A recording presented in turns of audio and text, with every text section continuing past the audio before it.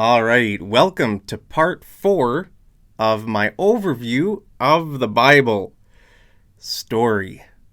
So last episode, we finished the first book of the Bible called Genesis. And now we're on to the second book, which is called Exodus, which means exit. So we can already kind of get the feeling what might happen in this book. The name gives a clue, right? Okay, so far in the story, Joseph, now we got to the point where Joseph was in Egypt and he died. Okay, so Israel, right, who was Jacob, and his 12 sons, now they're all dead in Egypt. Okay, Joseph was the last one we talked about, one of the sons of Jacob. Now they're all dead in Egypt. What's going to happen next? Well, their descendants were the 12 tribes of Israel. Okay, so these are the names of the 12 sons. But remember, these guys all died, but their children and grandchildren, so on, they became the 12 tribes of Israel. So all of these people together are called the Israelites. Okay, the Israelites. So from now on in the story, when you hear the term Israelites, just think the sons, all the descendants of this guy Jacob, who God changed his name to Israel. Now, before Israel died, he called all his 12 sons together, and he said something interesting about each son. Okay, he went through the list, and he said something interesting about all of them. But he said something particularly interesting about his fourth son, Judah. What did he say? Look at this. The scepter will not depart from Judah, nor the ruler's staff from between his feet, until he to whom it belongs shall come, and the obedience of the nations shall be his. Whoa. Scepter? What's he talking about? What is a scepter? A scepter is this. A big stick-like thing that a king holds. Okay? So only the king holds this scepter. It shows his kingship, right? So why is Jacob talking about a scepter? Because now they're going into 400 years of slavery. So the Israelites were heading into 400 years of slavery, and now Jacob is talking about a king. Jacob probably knew his descendants were going into 400 years of slavery, because remember what God had told his grandpa, Abraham? Remember Abraham, Isaac, Jacob. So Jacob's grandpa was Abraham, and Jacob's sons are the 12 tribes of Israel. Okay? So Jacob would have known what God had told his grandpa. So this is what God told Abraham, right?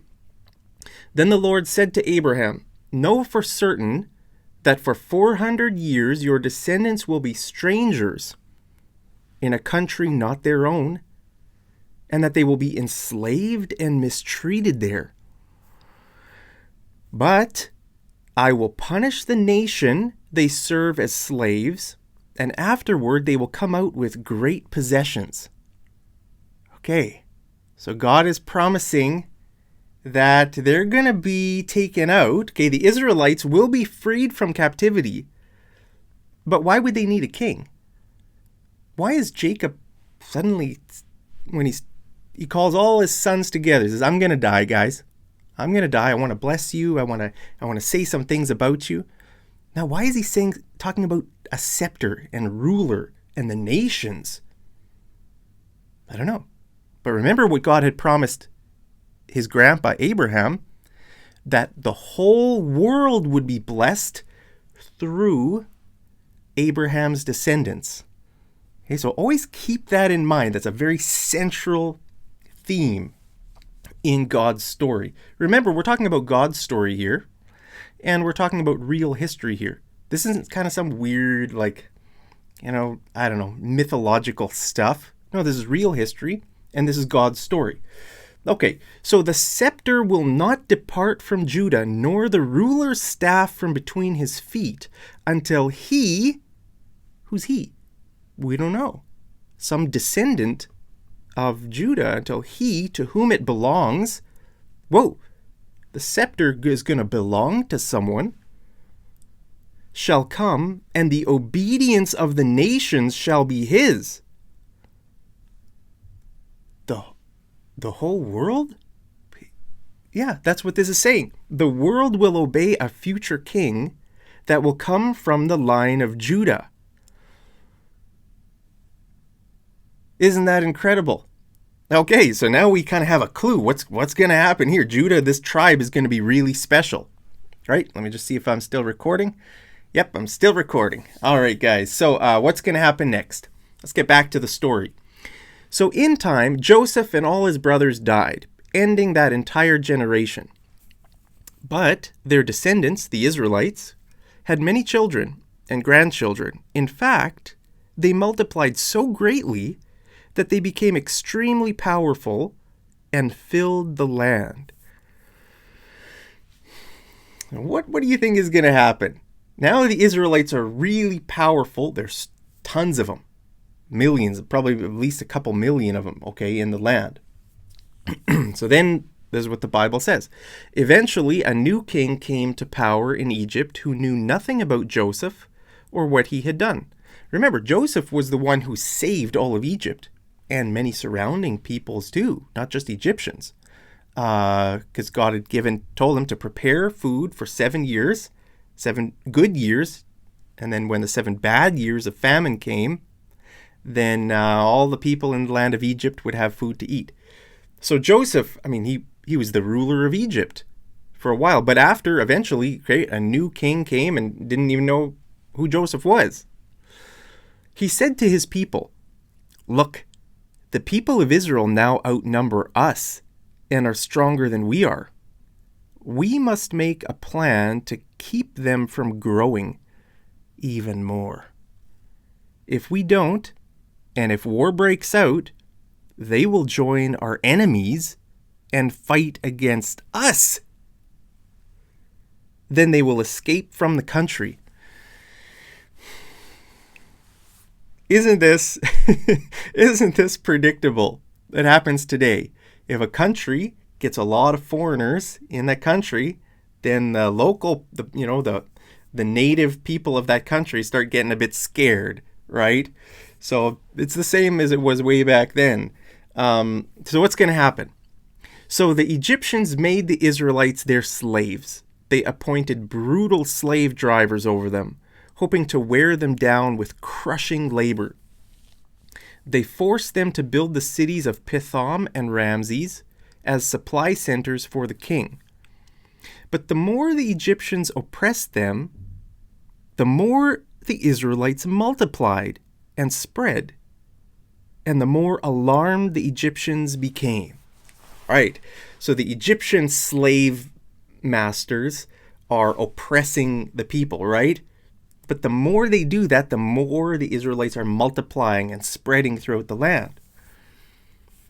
Then Pharaoh gave this order to all his people: "Throw every newborn Hebrew boy into the Nile River, but you may let the girls live." Right? He didn't see the girls as a threat. He let the girls live. But the sons, the boys, throw them into the Nile River. Okay, now Hebrew is the language of the Israelites. That's their language. So when it talks about Hebrew boy, it just means an Israelite boy. So the term Hebrew and Israelite are kind of interchangeable, right? For the rest of the story. Okay, so what's going to happen? Now all the little boys are getting thrown into the Nile. About this time, a man and woman from the tribe of Levi got married. Okay, let's just review the tribe of Levi. Who is Levi? Okay, here we got the 12 tribes of Israel. Levi was the third son of Jacob, who God changed Jacob's name to Israel, right? So the third son of Israel is named Levi. Okay, so about this time, a man and woman from the tribe of Levi got married. The woman became pregnant and gave birth to a son. She saw that he was a special baby and kept him hidden for 3 months. But when she could no longer hide him, she got a basket made of papyrus reeds and waterproofed it with tar and pitch. She put the baby in the basket and laid it among the reeds along the bank of the Nile River. The baby's sister then stood at a distance watching to see what would happen to him. Okay, so the mother's trying to keep her baby alive here. She hides him for 3 months, but then when she can't hide him anymore, she makes a basket out of papyrus reeds and then coats it with tar and pitch to waterproof it. And she puts her baby, Moses, his name's Moses, by the way. She puts her baby Moses in the basket and leaves him in the Nile River. Man, what's going to happen? Soon Pharaoh's daughter came down to bathe in the river, and her attendants walked along the riverbank. When the princess saw the basket among the reeds, she sent her maid to get it for her. When the princess opened it, she saw the baby. The little boy was crying, and she felt sorry for him. "This must be one of the Hebrew children," she said. Okay, so Pharaoh's daughter finds little baby Moses in a basket in the Nile River. So, long story short, you can read the whole story right in the beginning of the book not Genesis, the beginning of the book of Exodus. So, for 40 years, Moses grows up in Pharaoh's household. Wow. Okay, so Moses is there. Now what's going to happen? Well, one day, Moses, he always knew he was an Israelite. Okay, if you read the story, Moses knows during this whole time that he's a Hebrew boy. He's an Israelite, but he was raised in Pharaoh's house. Okay, so one day he decides to go visit his people. He go out to see, the Israelites, and he sees an Egyptian man beating an Israelite man. And so Moses gets really mad about that, and he goes and he kills the Egyptian slave master, right? The slave master was probably saying, make some more bricks, work faster, work harder, make us some more bricks. Because remember, they built the different cities, and it's verified archaeologically that the Israelites were there in Egypt. Right? This is, like I said, this is not some weird story. This is real history with real verifiable archaeology. Okay, I'm not an archaeologist, but there are many channels. Actually, I should just mention a few. Was it the first episode I mentioned this book here, Where God Came Down? I would highly recommend this book. This guy also has a YouTube channel, and that's how I found this book. His YouTube channel is Expedition Bible. Okay, it's called Expedition Bible, but there are a lot of YouTube channels that talk about archaeology and talk about the Bible, history, that kind of stuff. So that's just a side note, okay? So Moses gets mad and he kills the Egyptian guy. Then the next day, Moses goes out again to see his people, the Israelites, and he sees 2 Israelite men fighting with each other. Why are there balloons? It's not a good time for balloons. Two men are fighting with each other, right? So two Israelite men are fighting with each other. And Moses goes and tries to intervene and says, "Hey, why are you guys fighting with each other? You're both brothers, you're both Israelites. You shouldn't be fighting with each other." And they say to him, "Who made you judge over us? What are you doing here? Get out of here. Are you going to kill us like you killed the Egyptian yesterday?" Then Moses got scared because he realized everybody knew that he had killed that Egyptian man. So Moses gets scared and he runs away. He runs into far away. He goes to the land of Midian. Okay, so here's Egypt. I'm not sure exactly where Pharaoh's palace was, when Moses grew up in Pharaoh's palace. Okay, probably somewhere along here along the Nile River, right? And so Moses flees from here over to the land of Midian, which is modern day Western Saudi Arabia. Okay, so Western Saudi Arabia, got the city of Medina here. It's almost a similar name, right? Medina, Midian, can't even say that right. Midian, the land of Midian. Here's the city of Medina, modern day Saudi Arabia. Okay, so Moses is over here somewhere now. So for 40 years, he's going to be living in the land of Midian as just a shepherd. He met another shepherd. He married a shepherd woman, the daughter of someone. Okay, and so now he's married, he's living as a shepherd out in the desert, out in the wilderness, in the land of Midian. And he has 2 sons. Okay, so what do you think is going to happen next? Is God finished with Moses? Well, let's see what happens next in the story. Years passed and the king of Egypt died. But the Israelites continued to groan under their burden of slavery. They cried out for help, and their cry rose up to God. God heard their groaning, and he remembered his covenant promise to Abraham, Isaac, and Jacob. He looked down on the people of Israel and knew it was time to act. Okay, so now God is going to act, right? Remember, the 400 years are up. He had told Abraham, your descendants are going to be slaves in Egypt for 400 years. So now the 400 years are up, and God's going to act. All right, so now Moses, right? We know the first 40 years, he was living in Pharaoh's palace, or daughter. He was living with Pharaoh's daughter in Pharaoh's household. I don't know if he was actually in the palace, or maybe there's a couple buildings, couple palaces. I'm not sure. Then the next 40 years, Moses lives out in the wilderness in the land of Midian. So what do you think is going to happen for the next 40 years? Okay, we find out later in the story Moses lived for 120 years. So his life is split up into 3 groups here, right? So what's going to happen for the last 40 years of Moses' life? All right, so one day, Moses led the flock, right? He's a shepherd. He leads his flock of sheep far into the wilderness and came to Sinai, the mountain of God. There the angel of the Lord appeared. Sorry, guys. My throat, just need a swig of water here. I'm doing too much talking. Or maybe I'm too excited to make this series. Okay. So there the angel of the Lord appeared to him in a blazing fire from the middle of a bush. So there's a bush that's on fire. Fire in a bush. Moses stared in amazement. Though the bush was engulfed in flames, it didn't burn up. This is amazing, Moses said to himself. Why isn't that bush burning up?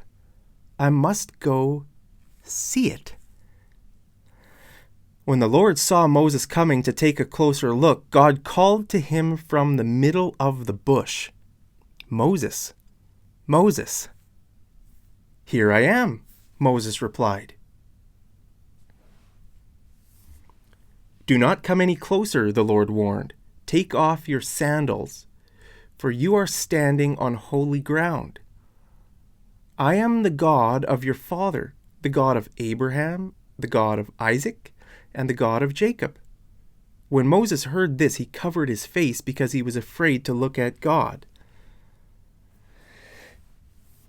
Then the Lord told him, I have certainly seen the oppression of my people in Egypt. I have heard their cries of distress because of their harsh slave drivers. Yes, I am aware of their suffering.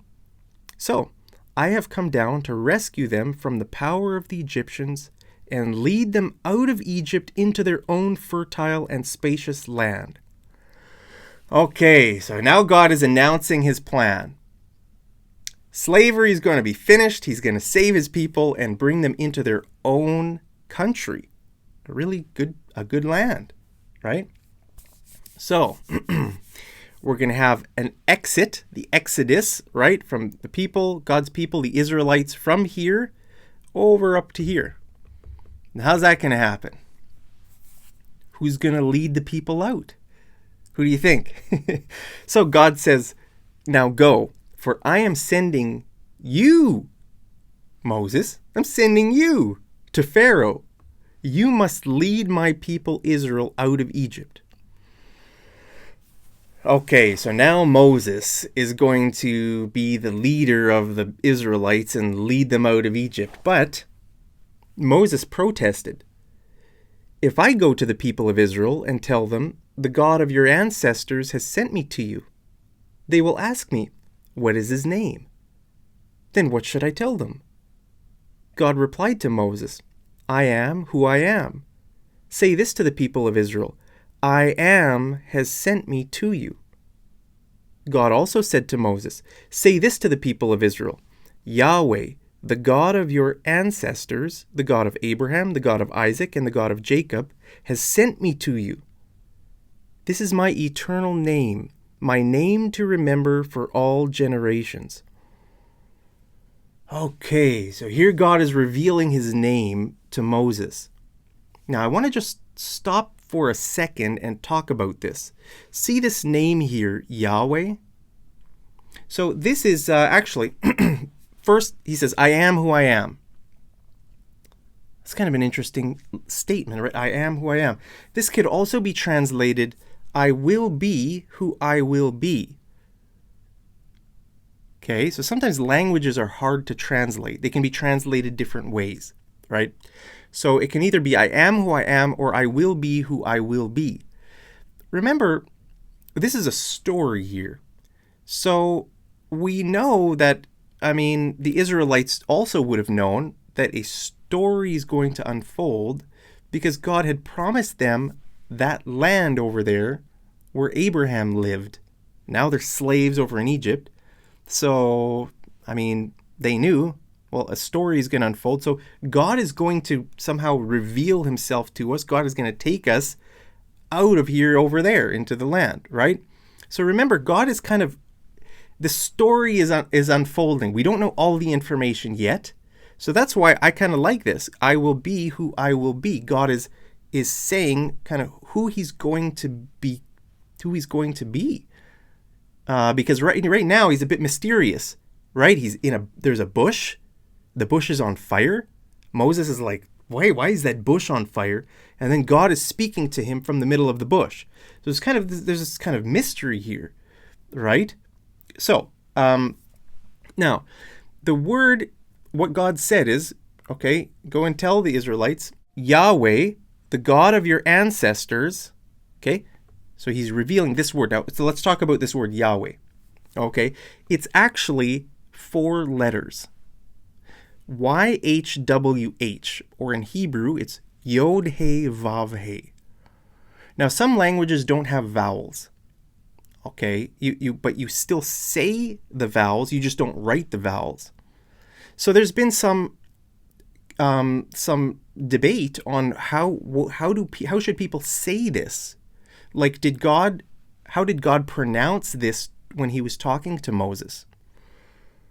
So I just want to mention that some English translations translate this word, this name, as Lord.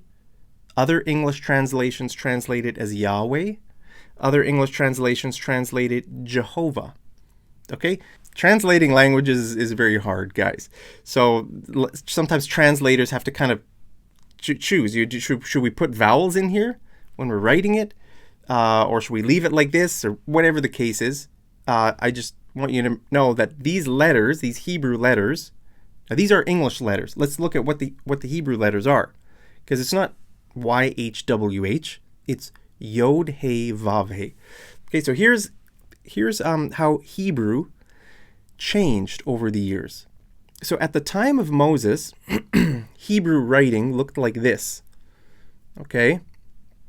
This is when Moses lived. Remember, he was about 1400 years BC. So now we are 2000 years AD. We're in year 2000, about 2025. AD, after Jesus. Well, 1400 years before Jesus was Moses. So that's when they used this kind of writing. Okay? And then it kind of, the writing system changed. And this is kind of more like modern Hebrew, or Hebrew until it says here Hebrew until the present time. So this is the kind of Hebrew that Jesus would have, that would have been at least written and that at the time of Jesus. But if we go back here, okay, let's take a look at this a little bit more carefully. Let me make it a little bit bigger. So now in Hebrew, you read from right to left, right? In English, we read from left to right. In Hebrew and other languages like Arabic, or you read from right to left. Okay, so we read this way, not this way. So this name is Yod He Vav He. Yod He Vav He. Now, one theory that I've heard that I really like, I think it's fascinating, is that these symbols, they don't really even look like letters, they look like symbols, right? So apparently this symbol is like the symbol of a hand, right? The meaning of a hand. Okay? And this one means look, see, behold. Hey, like you're getting someone's attention. Look at that. The guy with two arms up here. Hey, look over here. Hey, behold. Look, see. Okay, and this one is the symbol of a nail. Okay, a nail. And this one again is a picture of, hey, look, right? So what the theory is that what this says, it's not even so much a name, but a message. A message, and what it says is, see the hand, see the nail. Behold the hands, behold the nails. Now, that's going to get very interesting later on in the story, because when we get to Jesus who was crucified on a cross, he was nailed to a cross, his hands and his feet were nailed to a cross, he died, his body was put in a tomb, which is there in Jerusalem. It's in the Church of the Holy Sepulchre. If you go to Jerusalem today, you can go and see it there. So Jesus died, he was crucified, he died, he was buried in the tomb, and on the third day, God raised him up again from the dead, and he appeared to his disciples. All right, he had 12 disciples, just like Jacob had 12 sons. So Jesus appeared to his 12 disciples, except one of them wasn't there when he appeared to them. So he only appeared to 11 of his disciples. So let's look at this, for example. So now we're jumping ahead a little bit. Bear with me, guys. Sometimes I get a bit excited. Let's jump ahead 1,400 years. So this is what the Bible says. The other disciples told him, then they're talking to Thomas, after Jesus appeared to the 11, after he rose again from the dead. They're excited, and they're talking to Thomas. Hey, the other disciples told Thomas, we've seen the Lord. But Thomas replied, unless I see the nail marks in his hands and put my finger in the wounds left by the nails and put my hand into his side, I won't believe. Remember, after Jesus died, the Roman soldier wanted to make sure he was dead. So the Roman soldier took the spear and speared his side, and out came a gush of blood and water. Okay?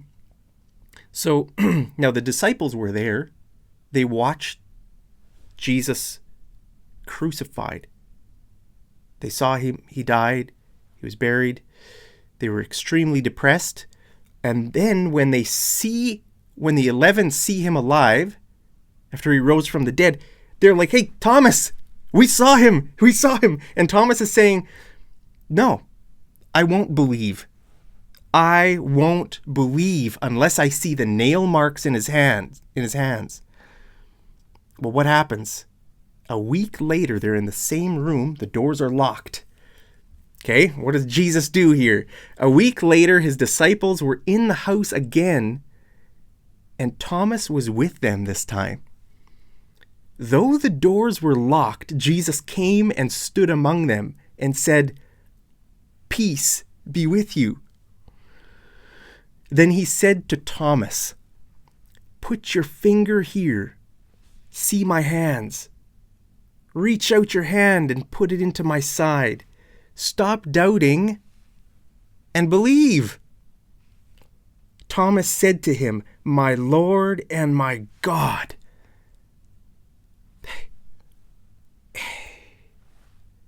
Behold the hands. Behold the nails. You know, guys, the Bible, it has so much depth. There's so much depth. You know, every day I read the Bible. I open the Bible and I say, "God, please teach me this book. Open it to my mind." Like I sit there and I open the Bible, right? And I open it, but I say, "God, open this book to me so that I understand it." Because it's useless just to open a book and read some words on a page that I don't understand. I want to understand this. So every morning I make a cup of tea and I sit over here, or I sit reading, not this one. I have another couple other Bibles that I read.